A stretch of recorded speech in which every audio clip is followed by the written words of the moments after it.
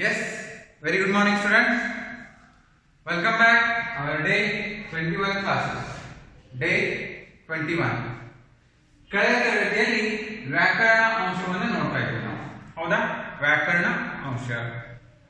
ಈ ವ್ಯಾಕರಣ ಅಂಶದಲ್ಲಿ ಸಂಧಿಗಳನ್ನ ಅಭ್ಯಾಸ ಮಾಡ್ತಾ ಇದ್ವಿ. ಸಂಧಿಗಳು, ಆ ಸಂಧಿಗಳಲ್ಲಿ ಸಂಸ್ಕೃತ ಸಂಧಿಗಳ ಅಭ್ಯಾಸವನ್ನ ಮಾಡ್ತಾ ಇದ್ವಿ ನಾವು. ಯಾವುದು?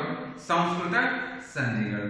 ಆ ಸಂಸ್ಕೃತ ಸಂಧಿಗಳಲ್ಲಿ ಮೊದಲನೇದಾಗಿ ಸವರ್ಣ ದೀರ್ಘ ಸಂಧಿ, ಎರಡನೇದಾಗಿ ಗುಣ ಸಂಧಿ, ಮೂರನೇದು ವೃದ್ಧಿ ಸಂಧಿ, ನಾಲ್ಕನೇದು ಎಣ ಸಂಧಿ. ಹೌದಾ? ಈಗಾಗಲೇ ನಾವು ಎರಡು ಸಂಧಿಗಳ ಬಗ್ಗೆ ಅಭ್ಯಾಸವನ್ನ ಮಾಡಿದ್ದೀವಿ. ಮೊದಲನೇದು ವೆರಿ ಗುಡ್ ಸವರ್ಣ ದೀರ್ಘ ಸಂಧಿ, ಎರಡನೇದು ಗುಣ ಸಂಧಿ. ಸವರ್ಣ ದೀರ್ಘ ಸಂಧಿಯ ಮೀನಿಂಗ್ ಏನು ಹೇಳ್ತದೆ? ಸವರ್ಣ ದೀರ್ಘ ಸಂಧಿಯ ಮೀನಿಂಗ್ ಏನು? ವ್ಯಾಕರಣ ನಿಯಮ ಏನು? ಎಸ್, ಸ್ವರದ ಮುಂದೆ ಸ್ವರವು ಬಂದು ದೀರ್ಘ ಸ್ವರವು ಆಗುವುದಕ್ಕೆ, ಸ್ವರದ ಮುಂದೆ ಸ್ವರವು ಬಂದು ದೀರ್ಘ ರೂಪ ಆಗುವುದಕ್ಕೆ, ದೀರ್ಘ ಸ್ವರವು ಆಗುವುದಕ್ಕೆ ಸವರ್ಣ ದೀರ್ಘ ಸಂಧಿ ಎನ್ನುವರು. ಹೌದಾ? ಅದರ ಎಕ್ಸಾಂಪಲ್ಸ್ ಅನ್ನು ನೋಡಿದ್ವಿ ನಾವು. ಬಹಳಷ್ಟು ಎಕ್ಸಾಂಪಲ್ಸ್ ಅನ್ನು ನೋಡಿದ್ವಿ. ಯಾವ ತರನಾಗಿ? ಫಾರ್ ಎಕ್ಸಾಂಪಲ್ ಅ ಪ್ಲಸ್ ಅ ಇಸ್ ಈಕ್ವಲ್ ಟು ಏನಾಗ್ತೈತಿ? ಆ ಆಗ್ತೈತಿ. ಹೌದಾ? ಆ ಪ್ಲಸ್ ಅ ಇಸ್ ಈಕ್ವಲ್ ಟು ಏನಾಗ್ತೈತಿ? ಆನೇ ಆಗ್ತೈತಿ. ಆ ಪ್ಲಸ್ ಆ ಇಸ್ ಈಕ್ವಲ್ ಟು ಆ ಆಗ್ತೈತಿ. ಸವರ್ಣ ಅಕ್ಷರಗಳನ್ನ ಪಡೆದುಕೊಂಡು ದೀರ್ಘ ರೂಪ, ಸವರ್ಣ ಅಕ್ಷರಗಳನ್ನ ವರ್ಣಗಳನ್ನ ಪಡೆದುಕೊಂಡು ದೀರ್ಘ ರೂಪ ತಾಳುವುದಕ್ಕೆ ಏನಂತೀವಿ ನಾವು? ಸವರ್ಣ ದೀರ್ಘ ಸಂಧಿ ಅಂತ ಹೇಳ್ತೇವೆ. ಸವರ್ಣ ದೀರ್ಘ ಸಂಧಿ, ಸ್ವರವರ್ಣಗಳನ್ನ ಉಪಯೋಗ ಮಾಡಿ ಆಗುವಂತಹ ಸಂಧಿಗಳು. ಇದು ಸವರ್ಣ ದೀರ್ಘ ಸಂಧಿಯ ಮೀನಿಂಗ್ ಆಯ್ತು. ಇನ್ನ ಗುಣ ಸಂಧಿಯ ಮೀನಿಂಗ್ ಏನು? ಎಸ್, ಗುಣ ಸಂಧಿ ಆ ಕಾರಗಳ ಮುಂದೆ ಈ ಕಾರಗಳು ಪರವಾದರೆ, ಆ ಕಾರಗಳ ಮುಂದೆ ಈ ಕಾರಗಳು ಪರವಾದರೆ ಏ ಕಾರವು, ಆ ಕಾರಗಳ ಮುಂದೆ ಈ ಕಾರಗಳು ಬಂದರೆ ಏ ಕಾರವು. ಹೌದಾ? ಆ ಕಾರಗಳ ಮುಂದೆ, ಹೌದಾ, ಆ ಕಾರಗಳ ಮುಂದೆ ಊ ಕಾರಗಳು ಬಂದರೆ, ಊ ಕಾರಗಳು ಬಂದರೆ ಓ ಕಾರವು. ಹೌದಾ? ಆ ಕಾರಗಳ ಮುಂದೆ, ಆ ಕಾರಗಳ ಮುಂದೆ ರು ಕಾರವು ಬಂದರೆ ಅರ್ ಕಾರವು ಆದೇಶವಾಗಿ ಬರುತ್ತದೆ. ಅರ್ ಕಾರವು ಆದೇಶವಾಗಿ ಬರುತ್ತದೆ. ಇದಕ್ಕೆ ನಾವು ಗುಣಸಂಧಿಯ ನಿಯಮ ಅಂತ ಕರಿತೀವಿ. ಫಾರ್ ಎಕ್ಸಾಂಪಲ್ ಅರ್ ಕಾರಕ್ಕೆ ನಾವು ನೋಡಿದ್ವಿ ಯಾವುದು? ಮಹರ್ಷಿ, ಮಹಾದಿ ಕೃಷಿ, ಮಹರ್ಷಿ. ಓ ಕಾರಗಳ ಒಂದು ಎಕ್ಸಾಂಪಲ್ ಅನ್ನು ನೋಡಿದ್ವಿ. ಯಾವುದು? ಸೂರ್ಯ ಅದಿ ಉದಯ, ಸೂರ್ಯೋದಯ. ಹೌದಾ? ಅದೇ ತರನಾಗಿ ಈ ಒಂದು ಉದಾಹರಣೆಗಳ ಮೂಲಕ ಏ ಕಾರಕ್ಕೂ ಕೂಡ ಒಂದು ಉದಾಹರಣೆ ನೋಡಿದ್ವಿ ನಾವು. ಒಂದೆರಡು ಯಾವುದು? ದೇವೇಂದ್ರ, ದೇವ ಪ್ಲಸ್ ಇಂದ್ರ, ದೇವೇಂದ್ರ. ಈ ತರನಾದಂತಹ ಎಕ್ಸಾಂಪಲ್ ಅನ್ನು ನೋಡಿದ್ವಿ. ಇಲ್ಲಿವರೆಗೂ ನಾವು ಎರಡು ಸಂಧಿಗಳ ಬಗ್ಗೆ ಅಭ್ಯಾಸವನ್ನ ಮಾಡಿದ್ವಿ. ಹೌದಾ? ಎರಡು ಸಂಧಿಗಳು. ಇನ್ನ ನಾವು ಮೂರನೇ ಸಂಧಿ ಬಗ್ಗೆ ಅಭ್ಯಾಸ ಮಾಡೋಣ. ಮೂರನೇ ಸಂಧಿ ಯಾವುದು ಅಂದ್ರೆ ವೃದ್ಧಿ ಸಂಧಿ. ಯಾವುದು? ವೃದ್ಧಿ ಸಂಧಿ.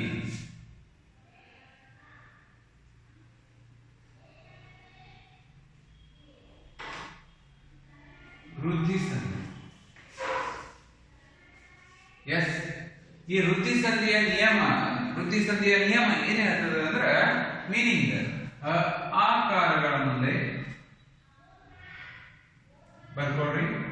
ಆ ಕಾರಗಳ ಮುಂದೆ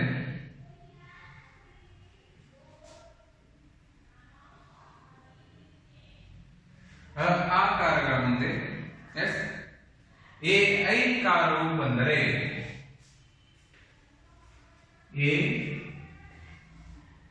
ಐ ಕಾರವು ಬಂದರೆ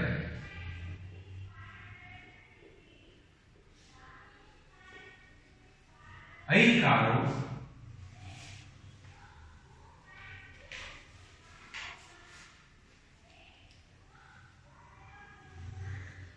ಆ ಕಾರಗಳ ಮುಂದೆ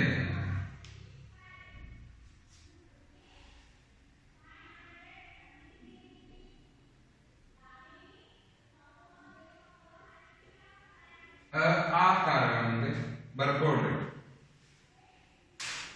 ಎಸ್ ಓ ಔಕಾರಗಳು ಬಂದರೆ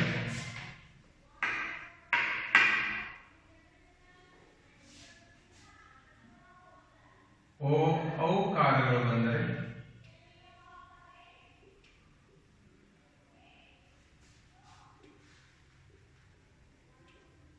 ಔಕಾರವು ಆದೇಶವಾಗಿ ಬರುತ್ತದೆ.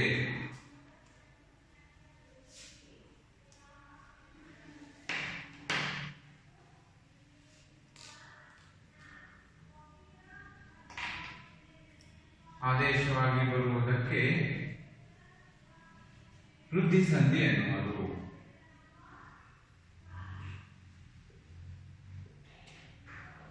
ವೃದ್ಧಿ ಸಂಧಿ ಎನ್ನುವರು.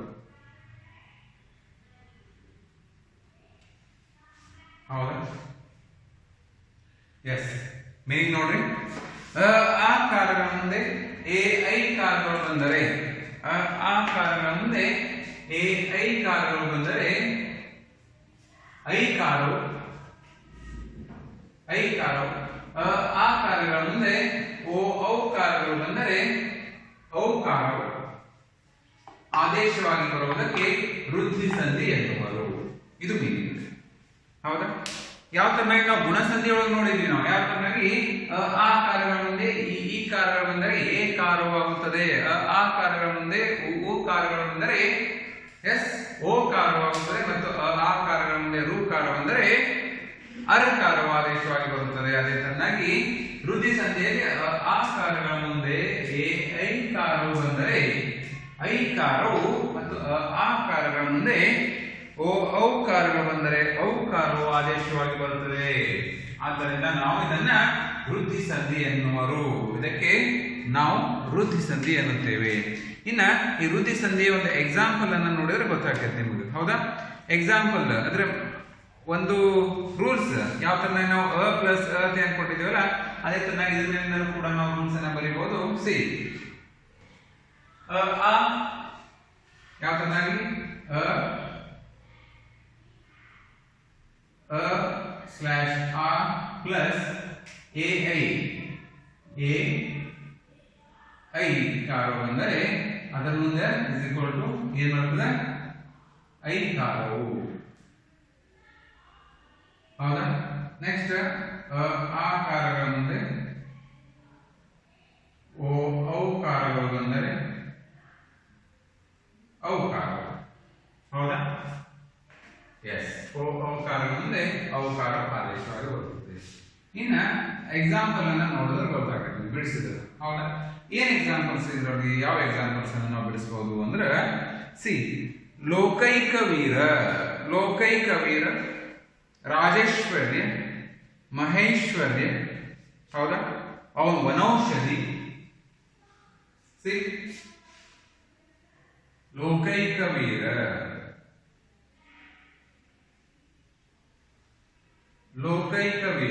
ಬಿಡಿಸ್ರಿ. ಎಸ್, ಲೋಕ ಪ್ಲಸ್ ಏಕವೀರ. ಲೋಕ ಎರಡಕ್ಕೂ ಮೀನಿಂಗ್ ಇರ್ಬೇಕಲ್ಲ. ಹೌದಲ್ಲ? ಮೀನಿಂಗ್ ಎರಡು ಸಂಧಿದು. ಲೋಕ ಪ್ಲಸ್ ಏಕವೀರ, ಲೋಕೈಕ ವೀರ.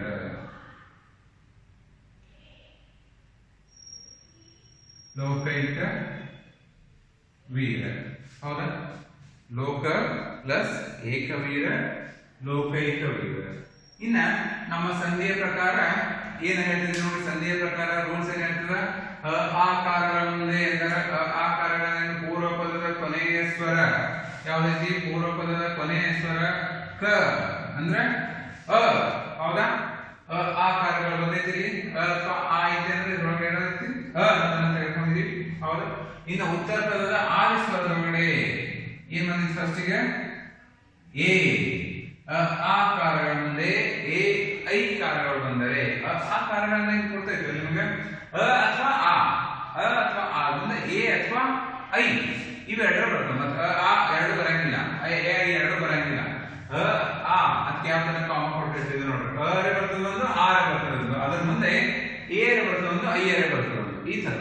ಹೌದಾ? ಅದೇ ತರ ಆ ಕಾರಗಳ ಮುಂದೆ ಎ ಐ ಕಾರಗಳು ಬಂದರೆ ಏನಾಗ್ತದೆ ನಮ್ಮದು ಇಲ್ಲಿ ಐಕಾರವು ಆದೇಶವಾಗಿ ಬರುತ್ತದೆ. ಆದ್ದರಿಂದ ಲೋಕ ಪ್ಲಸ್ ಏಕವೀರ ಲೋಕೈಕವೀರ, ಇಲ್ಲಿ ಐ ಕೂಡ ಕೈ, ಕೈ ಒಳಗಡೆ ಐತಲ್ಲ ಯಾವ ತರ ಬರೀತೀವಿ ನಾವು, plus I is equal to ಕೈ. ಹೌದಾ? ಸ್ವರಗಳನ್ನ ಯಾವ ತರ ಬರೀತೀವಿ ನಾವು, ಈ ತರ. ಅದೇ ತರನಾಗಿ ಲೋಕೈಕ ವೀರ ಒಳಗಡೆ ಐ ಸೇರಿದೆ. ರೂಲ್ಸ್ ಪ್ರಕಾರ ಕರೆಕ್ಟ್ ಆಯ್ತು. ಆ ಸ್ವರಗಳ ಮುಂದೆ ಎ ಐ ಬಂದೈತಿ. ಆ ಎ ಐ ಬಂದ್ರೆ ಯಾವ ಒಂದು ಆಕಾರ ಆಗೈತಿ, ಯಾವ ಒಂದು ಕಾರಕ ಆಗೈತಿ, ಐಕಾರ ಆದೇಶವಾಗಿ ಬರುತ್ತದೆ. ಆದ್ದರಿಂದ ಇದನ್ನ ನಾವು ವೃದ್ಧಿ ಸಂಧಿ ಎನ್ನುವರು. ಹೌದಾ? ಇದನ್ನ ನಾವು ವೃದ್ಧಿ ಸಂಧಿ ಎನ್ನುತ್ತೇವೆ. ಇನ್ನ ಸೆಕೆಂಡ್ ಒಂದು ವನೌಷಧಿ. ವನೌಷಧಿ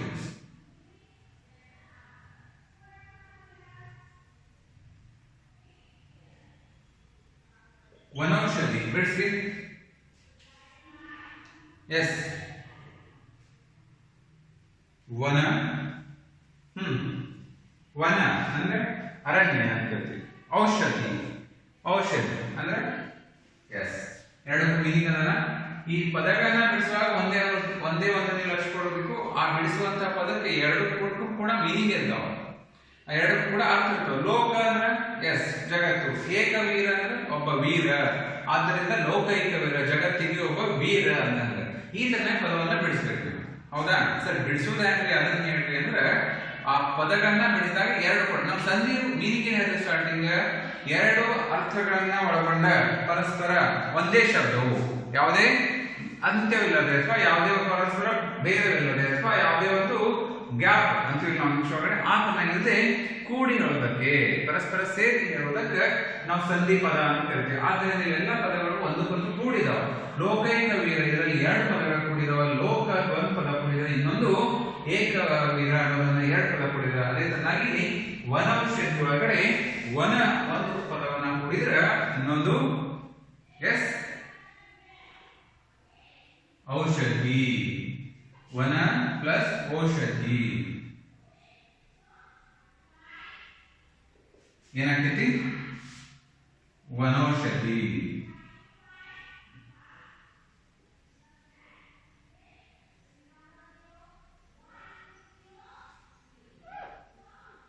ವನ ಪ್ಲಸ್ ಔಷಧಿ, ವನೌಷಧಿ.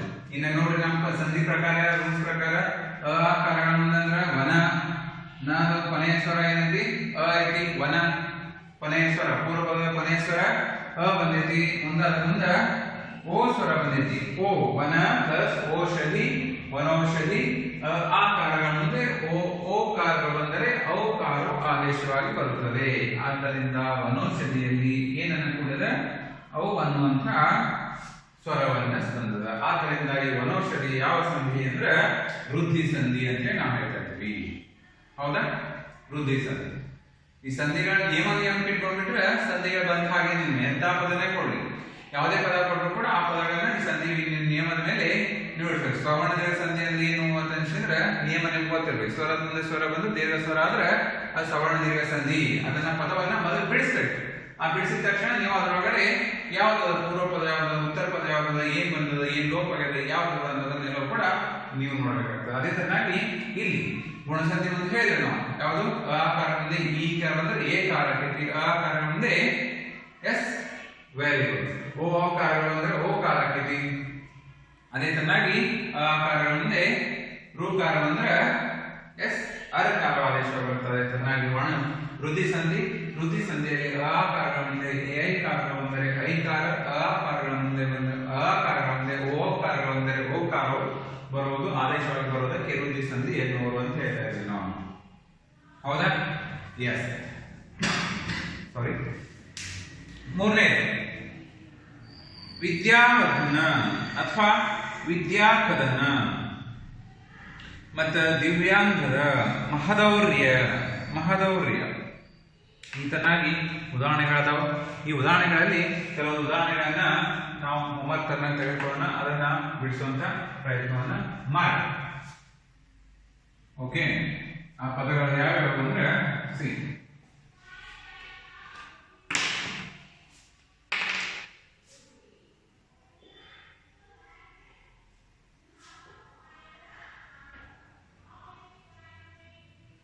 ರಾಜೇಶ್ವರಿ,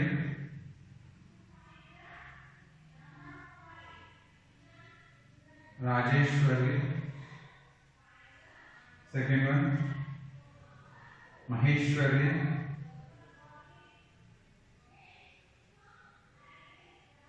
ಮಹೇಶ್ವರಿ. ದಿವ್ಯೌಷಧ,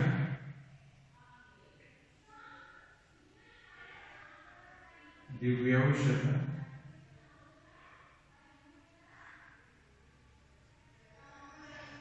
ಹೌದಾ? ಮಹೋದರಿ, ಏಕೈಕ.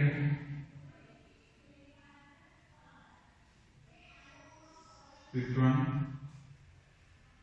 ಅಷ್ಟೈಶ್ವರ್ಯ,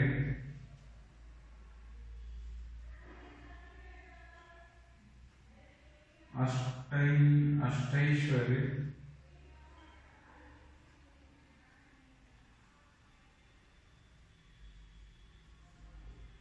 ಎಸ್, ಇವು ಒಂದು 5 ಪದಗಳನ್ನು ಹೋಮ್ವರ್ಕ್ ತೆಗೆದುಕೊಡ್ರಿ. ಹೋಮ್ವರ್ಕ್ ತೆಗೆದುಕೊಂಡ ಪದಗಳನ್ನ ಬಿಡಿಸುವಂತ ಪ್ರಯತ್ನವನ್ನು ಮಾಡಿ. ಫಾರ್ ಎಕ್ಸಾಂಪಲ್ ಇನ್ನೊಂದು ಇಲ್ಲಿ ಬಿಡಿಸ್ತಾರೆ ನೋಡಿ. ಏಕೈಕ ವೀರ ರಾಜೇಶ್ವರ್ಯ. ಯಾವ ಬಿಡಿಸೋಣ? ರಾಜ ಅದಿ ಐಶ್ವರ್ಯ, ರಾಜ್ಯ ಅದಿ ಐಶ್ವರ್ಯ, ರಾಜೈಶ್ವರ್ಯ ಅನ್ನೋದನ್ನ ಪದ ಹಾಕ್ತೀವಿ. ಸಿ ರಾಜ ಪ್ಲಸ್ ಐಶ್ವರ್ಯ,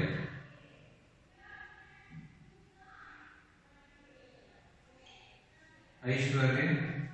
ಆದ್ದರಿಂದ ಶ್ರೀ ಯಾವ ಪದ ಕೊಡೈತಿ? ಆಕಾರ ಮುಂದೆ ಐಕಾರಗಳು ಬಂದರೆ ರಾಜೈಶ್ವರ್ಯ, ರಾಜೈಶ್ವರ್ಯ.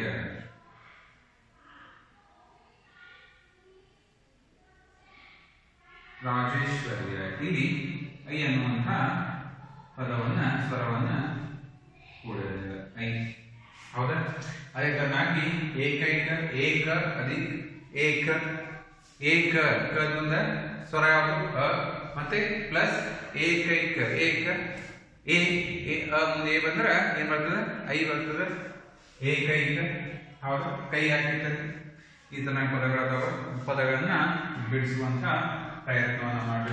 ಒಂದ್ಸರಿ ನಾವು ನೋಡ್ಕೊಂಡ್ರಿ ವೃದ್ಧಿ ಸಂಧಿ. ವೃದ್ಧಿ ಸಂಧಿಯ ಮೀನಿಂಗ್ ಆಕಾರಗಳ ಮುಂದೆ ಐಕಾರಗಳು ಬರೋ, ಐಕಾರಗಳು ಬಂದ್ರೆ ಐಕಾರವು ಆಕಾರಗಳ ಮುಂದೆ ಔಕಾರಗಳು ಬಂದರೆ ಔಕಾರವು ಆದೇಶವಾಗಿ ಬರುವುದಕ್ಕೆ ವೃದ್ಧಿ ಸಂಧಿ ಎನ್ನುವರು. ಹೌದಾ? ಫಾರ್ ಎಕ್ಸಾಂಪಲ್ ಅನ್ನು ನೋಡಿದ್ವಿ ನಾವು. ಲೋಕೈಕ ವೀರ, ಲೋಕ ಅದಿ ಏಕವೀರ, ಲೋಕೈಕ ವೀರ. ಲೋಕ ಅಂದರೆ ಪೂರ್ವ ಪದದ ಕೊನೆ ಸ್ವರ ಅ, ಉತ್ತರ ಪದದ ಆದಿಸ್ವರ ಎ. ಆದ್ದರಿಂದ ಆಕಾರಗಳ ಮುಂದೆ ಐಕಾರಗಳು ಬಂದರೆ ಐಕಾರ ಆದೇಶವಾಗಿ ಬರುವುದರಿಂದ ಲೋಕೈಕ ವೀರ ಆಗೈತಿ. ಮತ್ತು ವನೌಷಧಿ, ವನ ಪ್ಲಸ್ ಔಷಧಿ, ವನ ಪ್ಲಸ್ ಔಷಧಿ. ವನ ಪೂರ್ವ ಪದದ ಕೊನೆ ಸ್ವರ ಅ, ಉತ್ತರ ಪದದ ಆದಿಸ್ವರದ ಒಳಗಡೆ ಓ. ಆದ್ದರಿಂದ ವನವು ಅವು ಇದನ್ನು ಆದೇಶವಾಗಿ ಬಂದದ. ನಮ್ದು ರೂಲ್ಸ್ ಏನಂದ್ರೆ ಆಕಾರಗಳ ಮುಂದೆ ಔಕಾರಗಳು ಬಂದರೆ ಔಕಾರವು ಆದೇಶವಾಗಿ ಬರುತ್ತದೆ. ಅದೇ ತರನಾಗಿ ರಾಜೇಶ್ವರ್ಯ. ರಾಜೇಶ್ವರ್ಯ ಇದನ್ನ ಪದವನ್ನು ಯಾವ್ದು ನಾವು ಬಿಡಿಸಿದ್ವಿ? ರಾಜ ಪ್ಲಸ್ ಐಶ್ವರ್ಯ, ರಾಜ ಪ್ಲಸ್ ಐಶ್ವರ್ಯ ಬಿಡಿಸಿ. ರಾಜ ಪೂರ್ವ ಪದದ ಕೊನೆ ಸ್ವರ ಅ, ಉತ್ತರ ಪದದ ಆದಿಸ್ವರದ ಏನದ ಐ ಅದ. ಅದೇ ತರನಾಗಿ ನಮ್ಮ ರೂಲ್ಸ್ ಏನ್ ಹೇಳ್ತದೆ? ಆಕಾರಗಳ ಮುಂದೆ ಆಕಾರಗಳ ಮುಂದೆ ಐಕಾರಗಳು ಬಂದರೆ ಐಕಾರವು ಆದೇಶವಾಗಿ ಬರುತ್ತದೆ. ಹೌದಾ? ಐಕಾರವು ಆದೇಶವಾಗಿ ಬರುತ್ತದೆ. ಈ ತರ ಅಷ್ಟೈಶ್ವರ್ಯದ ಅಷ್ಟ ಪ್ಲಸ್ ಐಶ್ವರ್ಯ, ಮಹೇಶ್ವರ್ಯ, ಮಹಾ ಅಧಿಕ್ ಐಶ್ವರ್ಯ, ಮಹೇಶ್ವರ್ಯ. ದಿವ್ಯೌಷಧ, ದಿವ್ಯ ಅಧಿಕ್ ಔಷಧ, ದಿವ್ಯ ಅಧಿಕ್ ಔಷಧ, ದಿವ್ಯೌಷಧ. ಈ ತರನಾಗಿ ಉದಾಹರಣೆಗಳನ್ನ ಬಿಡಿಸಿ ಟ್ರೈಯನ್ನ ಮಾಡಿ.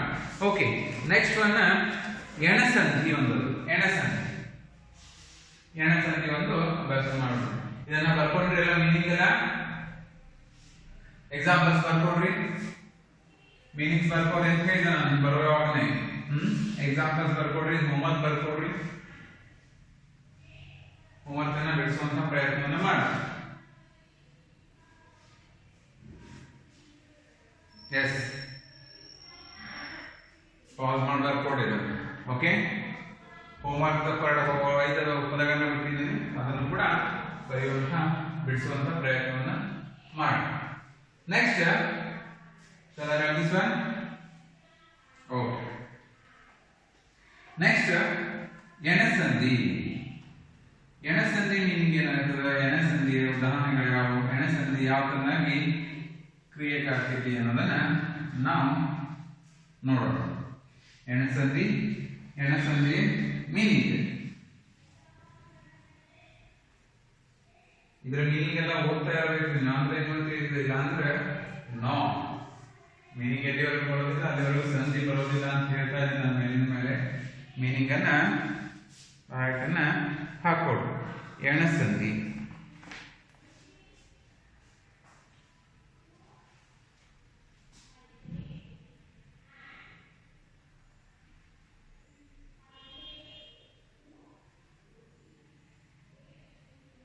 ಫೋರ್ತ್ ಒನ್, ನಮ್ಮ ಸಂಸ್ಕೃತ ಸಂಧಿ ಒಳಗಡೆ ಕೊನೆಯ ಸ್ವರ ಸಂಧಿಗಳು, ಕೊನೆಯ ಸ್ವರ ಎಣಸಂಧಿಯ ಮೀನಿಂಗ್ ನೋಡ್ರಿ. ಎಸ್, ಈ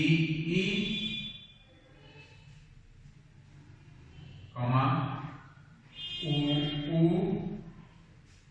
ಕಾರಗಳ ಮುಂದೆ ಬರ್ಕೊಡ್ರಿ. ಕಾರಗಳ ಮುಂದೆ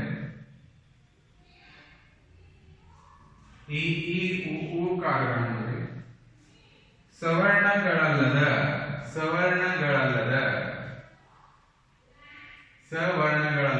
ಅಂದ್ರೆ ಏನು? ಸ್ವರಗಳಲ್ಲದ.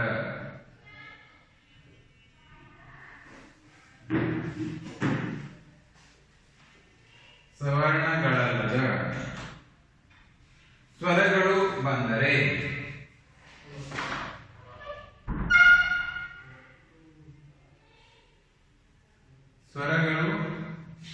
ಬಂದರೆ ಸವರ್ಣವಲ್ಲದ ಸ್ವರಗಳು ಬಂದರೆ ಈ ಕಾರಗಳ ಸ್ಥಳದಲ್ಲಿ ಈ ಕಾರಗಳ ಸ್ಥಳದಲ್ಲಿ ಯಕಾರವು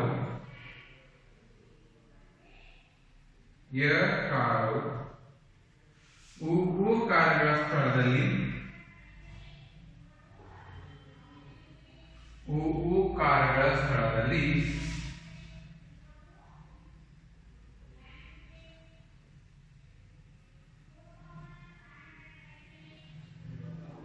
ಕಾರಗಳ ಸ್ಥಳದಲ್ಲಿ ವಕಾರವು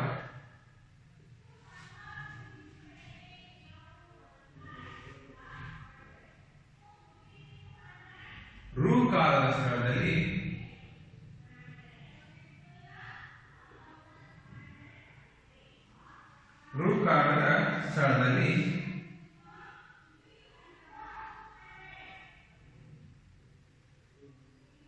ಬರ್ಕೊಡ್ರಿ.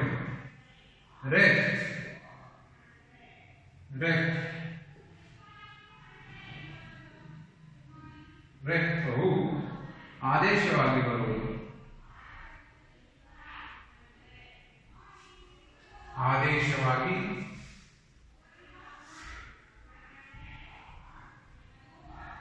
ಬರುವುದಕ್ಕೆ ಎಣ್ಸಂಧಿ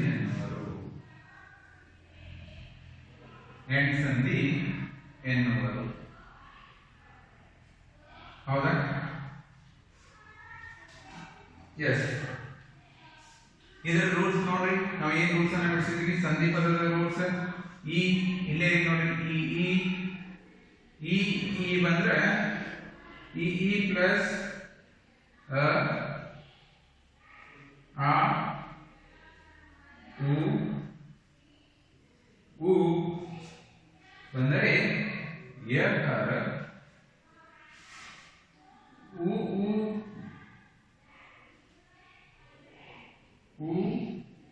ಪ್ಲಸ್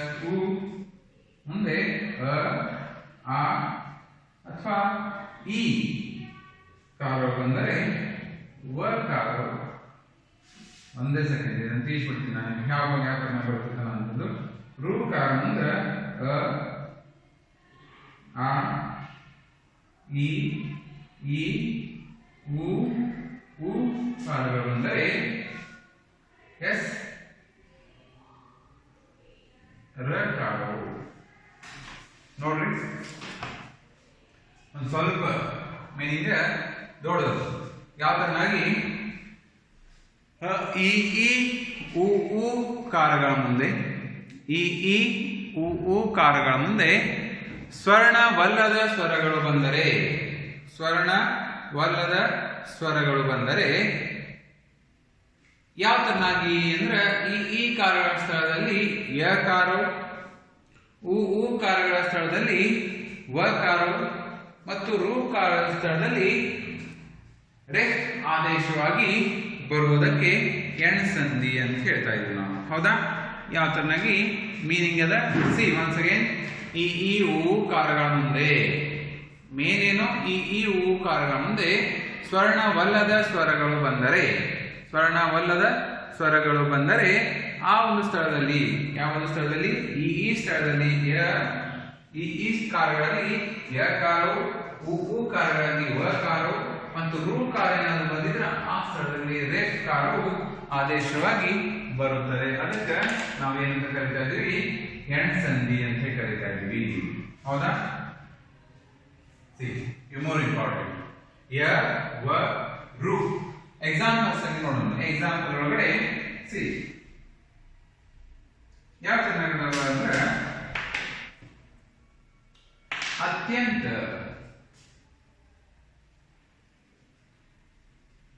ಅತ್ಯಂತ ಫಸ್ಟ್ ಒನ್, ಸೆಕೆಂಡ್ ಒನ್ ಇತ್ಯಾದಿ,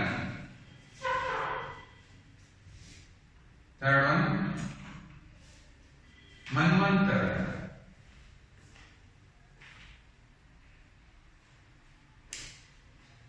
ಮನ್ವಂತರ, ಫೋರ್ತ್ ಒನ್ ಎಸ್ ಪಿತ್ರಾರ್ಜಿತ, ಪಿತ್ರಾಗ್ನಿ, ಪಿತ್ರಾಗ್ನಿ ಅಂದ್ರೆ ತಂದೆಯ ಆಜ್ಞೆ. ಎಸ್, ಈ ಪದಗಳನ್ನ ಬಿಡಿಸಿ ಗೊತ್ತಾಗ. ಅತ್ಯಂತ, ಅತ್ಯಂತ ಈ ಪದವನ್ನ ಬಿಡಿಸೋದು ಹೇಗೆ? ಅತಿ, ಎಸ್ ಅತಿ ಪ್ಲಸ್ ಅಂತ್ಯ, ಅತಿ ಪ್ಲಸ್ ಅಂತ್ಯ is equal to ಅತ್ಯಂತ. ಅತ್ಯಂತ ಯಾವ ತರ ಚೇಂಜ್ ಆಗಿದೆ ನೋಡ್ರಿ. ಮೀನಿಂಗ್ ಏನ್ ಹೇಳ್ತದೆ ನಮ್ದು? ಈ ಕಾರ ಹೋದ ಇದು ಮುಂದೆ. ಹೌದಾ? ಫಸ್ಟಿಗೆ ಪೂರ್ವ ಪದದಲ್ಲಿ ಏನ್ ಬಂದದ? ಈ ಕಾರವು ಆದೇಶವಾಗಿ ಬಂದದ. ಹೌದಾ? ಈ ಕಾರವು ಆದೇಶವಾಗಿ ಬಂದದ. ಅದ್ರ ಮುಂದೆ ಅಕಾರವು ಆದೇಶವಾಗಿ ಬಂದದ. ಆದ್ರೆ ಈ ಒಂದು ಸಂಧಿ ಕಾರ್ಯದಲ್ಲಿ, ಸಂಧಿ ಪದದ ಒಳಗಡೆ ಏನ್ ಬದಲಾವಣೆ ಇದೆ ಅಂದ್ರೆ ಯಕಾರವು ಆದೇಶವಾಗಿ ಬಂದದ. ಅದಕ್ಕೆ ನಾವು ಎಣ್ಸಂಧಿ ಅಂತ ಕರಿತಾ ಇದ್ವಿ. ಅತಿ, ಈ ಅಂತ್ಯ, ಅತ್ಯಂತ, ಇದರಲ್ಲಿ ಯಕಾರವು ಆದೇಶವಾಗಿ ಬಂದದ. ಆದ್ದರಿಂದ ನಾವು ಎಣಸಂಧಿ ಅಂತ ಹೇಳ್ತಾ ಇದ್ದೀವಿ. ಸಿ ಈ ಕಾರಗಳ ಮುಂದೆ ಅಕಾರಗಳು ಬಂದ್ರು ಕೂಡ, ಅಥವಾ ಈ ಕಾರ ಮುಂದೆ ಆ ಉ ಕಾರಗಳು ಬಂದ್ರು ಕೂಡ ಏನಾಗ್ತೈತೆ ನಮ್ದು ಯಕಾರವು ಆದೇಶವಾಗಿ ಬರುತ್ತದೆ. ಆದ್ದರಿಂದ ನಾವೇನಂತ ಎಣಸಂಧಿ ಅಂತ ಕರಿತಾ ಇದ್ವಿ. ಹೌದಾ? ಎಸ್. ಅದೇ ತರನಾಗಿ ಇತ್ಯಾದಿ, ಇತಿ ಪ್ಲಸ್ ಆದಿ ಇತ್ಯಾದಿ. ಹೌದಾ? ಇತಿ ಏನದ? ಈ ಆ ಸಿ ಈ ಮುಂದೆ ಮತ್ತೆ ಆ ಬಂತು. ಈ ಮುಂದೆ ಅದ ಎಕ್ಸಾಂಪಲ್ ನೋಡಿದ್ವಿ ನಾವು. ಈ ಮುಂದೆ ಆ ಬಂದದ. ಆದ್ರೆ ಸಂಧಿ ಕಾರ್ಯದೊಳಗಡೆ ಏನಾಗಿದೆ? ಯ ಬಂದದ. ಎದ್ರೊಳಗಡೆ? ಇತ್ಯಾದಿ ಒಳಗಡೆ. ಇತ್ಯಾದಿ ಒಳಗಡೆ ಯಾವ ಪದ ಬಂದದ? ಯ ಇದೊಂದು ಆದೇಶವಾಗಿ ಬಂದದ. ಅದಕ್ಕೆ ನಾವೇನ್ ಕರಿತೀವಿ? ಎಣ್ಸಂಧಿ ಅಂತ ಕರಿತಾ ಇದ್ವಿ. ಹೌದಾ? ಮನ್ವಂತರ, ಮನ್ವಂತರ ಈ ಪದವನ್ನ ಬಿಡಿಸ್ರಿ. Yes, very good. ಮನು, ಮನು, ಮನ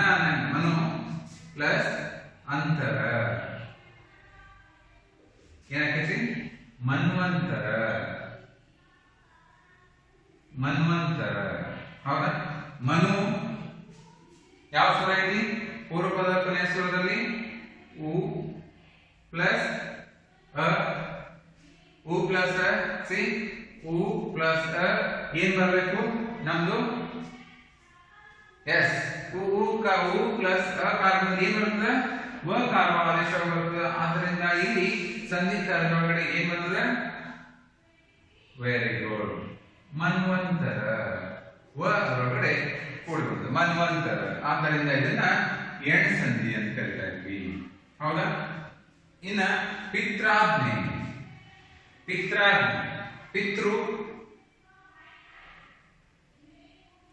ಪಿತೃ ಪ್ಲಸ್ ಆಜ್ಞೆ ಹೌದಾ ಏನಾಗೈತಿ ಪಿತ್ರಾಜ್ಞೆ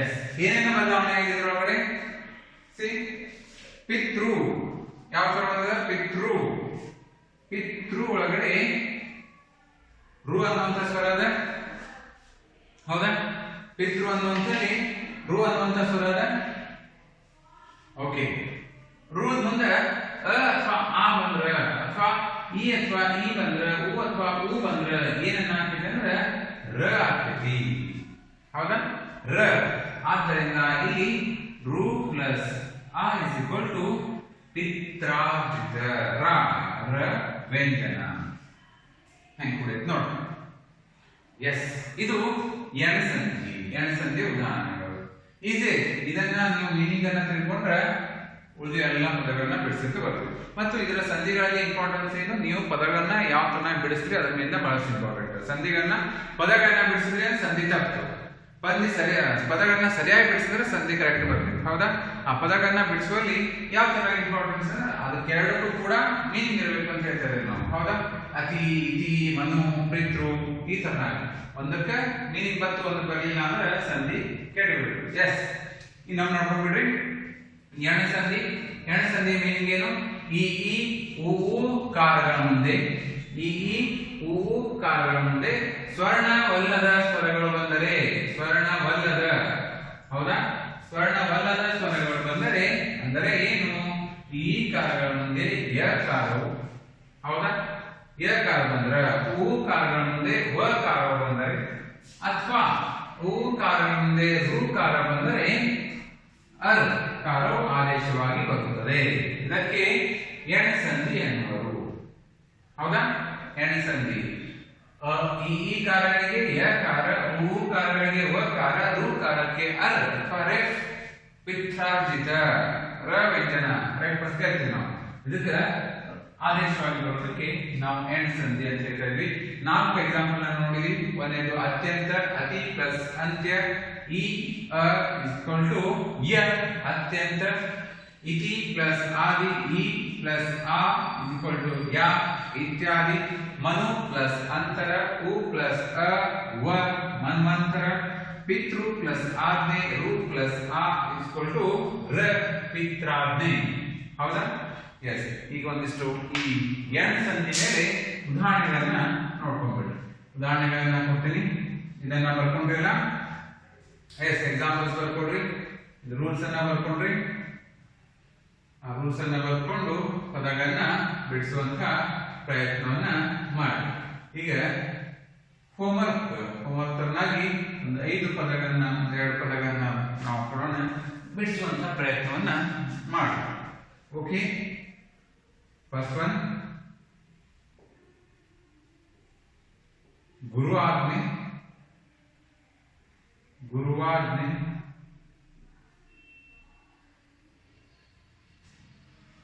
second one ಮಾತ್ರಾಂಶ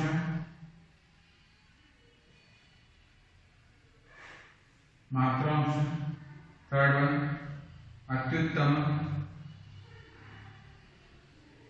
ಅತ್ಯುತ್ತಮ fourth one ಆಧ್ಯಾತ್ಮ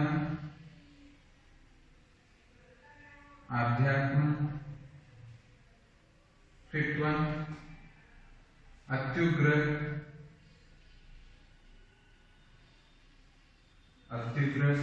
sixth one yes ಗತ್ಯಂತರ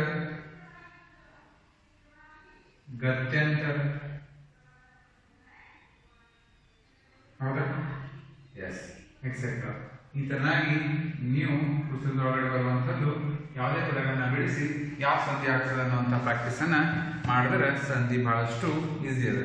ಪ್ರತಿಯೊಂದು ಶಬ್ದಗಳನ್ನು ಬಹಳಷ್ಟು ಕೂಡಿ ಬಂದಿರುವಂತಹ ಪದಗಳನ್ನ, ಆ ಕೂಡಿ ಬಂದಿರುವಂತಹ ಪದಗಳನ್ನ ನೀವು ಬಿಡಿಸಿ ಈ ನಮ್ಮ ಸಂಧಿಯ ನಿಯಮ ಏನದ, ರೂಲ್ಸ್ ಏನದ, ಮೀನಿಂಗ್ ಏನದ ಅದನ್ನ ಹಾಕಿ ನೋಡಿದ್ರೆ ಅದು ಯಾವ ಸಂಧಿ ಪ್ರಕಾರ ಆಗಿದೆ, ಯಾವ ಸಂಧಿ ಇದೆ ಅನ್ನೋದನ್ನ ನಮ್ಗೆ ಗೊತ್ತಾಗುತ್ತೆ. ಓಕೆ, ಇದು homework.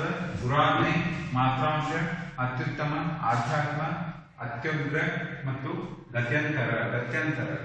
If you have any doubts, ಇದು 4 ಸಂಧಿಗಳ ನಾವು ನಿಮ್ಮ ಅಭ್ಯಾಸ 6ನೇ ತರಗತಿಯಲ್ಲಿರುವಂತಹ 4 ಸಂಧಿಗಳು ಅಷ್ಟೇ ಕೊಟ್ಟಿದ್ದಾರೆ. 7th ಮತ್ತು ಇನ್ನು 4 ಸಂಸ್ಕೃತ ಸಂಧಿಯ ವ್ಯಂಜನ ಸಂಧಿಗಳು ಬರ್ತಾವೆ. ಅದರಲ್ಲಿ ಅವು 4 ಅದಾವ. ಜಶ್ವ ಸಂಧಿ, ಎಸ್ ಶುದ್ಧ ಸಂಧಿ ಮತ್ತು ಚಂದತ್ವ, ಅನುನಾಸಿಕ ಸಂಧಿ ಅದರಲ್ಲಿ ಭಾಗ ಬರ್ತಾವೆ. ಇನ್ನೊಂದು 3 ಸಂಧಿಗಳು ಬರ್ತಾವೆ.